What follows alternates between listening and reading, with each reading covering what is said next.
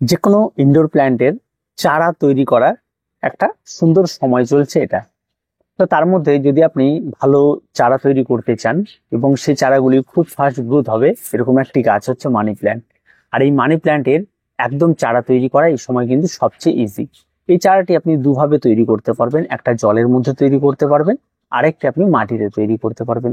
যেটাতেই করুন না কেন গাছের গ্রোথ কিন্তু সুপার ফাস্ট এই টাইমে হবে।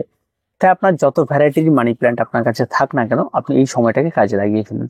যদি আপনার কাছে হোয়াইট ভ্যারাইটি থাকে, বাই কালারের থাকে, আপনার কাছে ইয়েলো থাকে, আপনার কাছে নর্মাল দেশি ভ্যারাইটি থাকে, যে কোনো যেটাই থাকুন না কেন এই সময়টাকে অন্তত কাজে লাগান।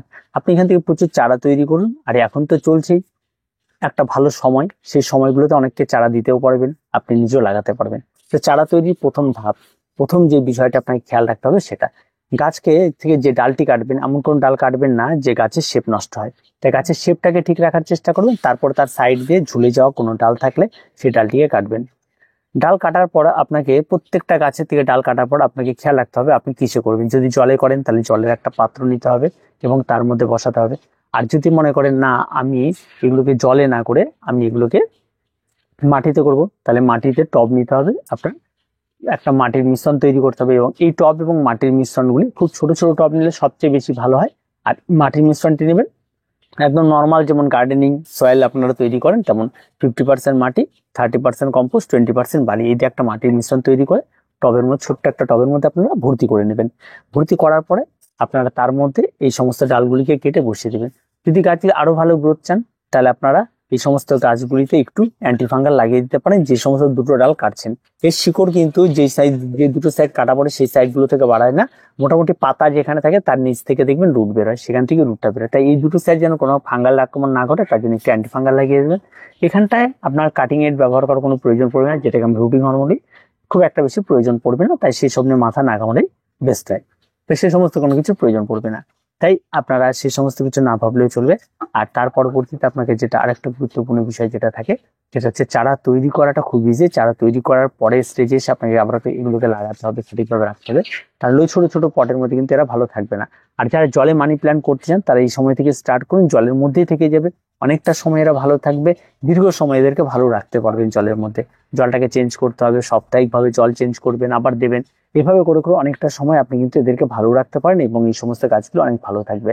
তো যারা মানি প্ল্যান্টকে এই সময় এসে চারা তৈরি করে নিতে চান তারা এই দুটো পদ্ধতিতে চারা তৈরি করুন, দেখবেন প্রত্যেকটা চারা সাকসেসফুলি হবে এবং প্রত্যেকটা চারা ভালো হবে।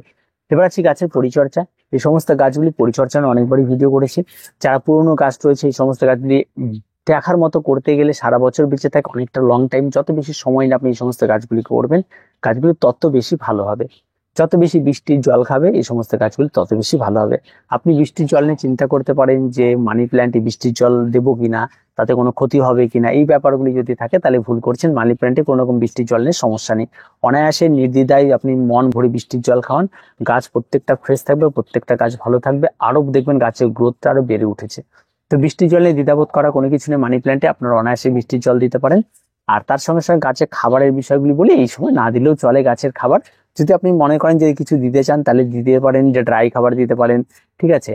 আর এনপিকে যেটা আমরা বলি লিকুইড খাবার, সেই লিকুইড খাবারটা বৃষ্টি হলে দেওয়ার দরকার নেই, ড্রাই ওয়েদার হলে অবশ্যই আপনারা দিতে পারেন, কোনো রকম কোনো সমস্যা হবে না। নির্দ্বিধায় আপনি করতে থাকুন এই মানি প্ল্যান্ট। যারা বিগিনার রয়েছেন তাদের জন্য সবচেয়ে বেস্ট এই মানি প্ল্যান্ট।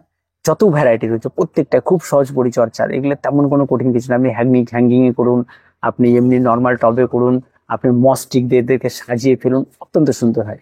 এই গাছগুলি এতটাই ভালো আর এই সময় এসে দেখতে এতটাই সুন্দর হয় যে বলার কোনো ভাষা নেই, অত্যন্ত সুন্দর হয়। এবং প্রত্যেকটা গাছ বেশ একটা বুশি ব্যাপারটা তৈরি হয় এই সময় এসে, খুব ভালো লাগে দেখতে। এবং আপনাদেরও আশা করি যে কোনো জায়গাকে সাজানোর জন্য কিন্তু মানি প্ল্যান্টের বিকল্প কোনো কিছু নেই। প্রত্যেকটা কালার দেখার মতো, প্রত্যেকটা মানে এদের রূপটা দেখার মতো অত্যন্ত সুন্দর। তাছাড়াও সারা বছর এরা খুব সুন্দর একটা গ্রোথ নিয়েও থাকে, তাতে কোনো সমস্যা নেই। আর সম্পূর্ণ রোগমুক্ত গাছই বলা চলে, তেমন কোনো রকম রোগ নেই, কোনো পোকার আক্রমণে, শুয়োপোকার আক্রমণে, ফাঙ্গালের আক্রমণে তেমন কোনো কিছু তেমন ঘটে না। তাই সেদিক থেকে একদম নিশ্চিন্তে একটি গাছ, বৃষ্টির জলে কোনো ক্ষতি নেই, তো সব দিক দিয়ে নিরাপদ। গোড়া ভিজা থাকলো না শুকনো থাকলে সেরকমও কোনো বিষয় নেই, তবে খেয়াল রাখবেন গোড়ার মধ্যে যেন জলটা না জমে, কারণ গোড়ার মধ্যে জল জল আর জলেরা হয়, কিন্তু জল আর মাটি এক জায়গা হয়ে গেলে সে মাটিটা পচে, তখন কিন্তু এরা গাছগুলি নষ্ট হতে পারে। তাই হয় জলে করুন হয় মাটিতে করুন, দুটো একটা। তবে আবারও বলছি, জলে যে গাছের রেজাল্ট হবে তার থেকে অনেক বেশি রেজাল্ট ভালো হবে কিন্তু মাটির গাছে। তাই এইগুলি বিচার বিবেচনা করে আপনারা এই সময় মানি প্ল্যান্ট কিন্তু স্টার্ট করে দিতে পারেন, দেখার মতো গাছ হবে। দেখা হচ্ছে পরবর্তী ভিডিওতে। প্রত্যেকে ভালো থাকবেন, প্রত্যেকে সুস্থ থাকবেন, চ্যানেলটিকে সাবস্ক্রাইব করে রাখবেন।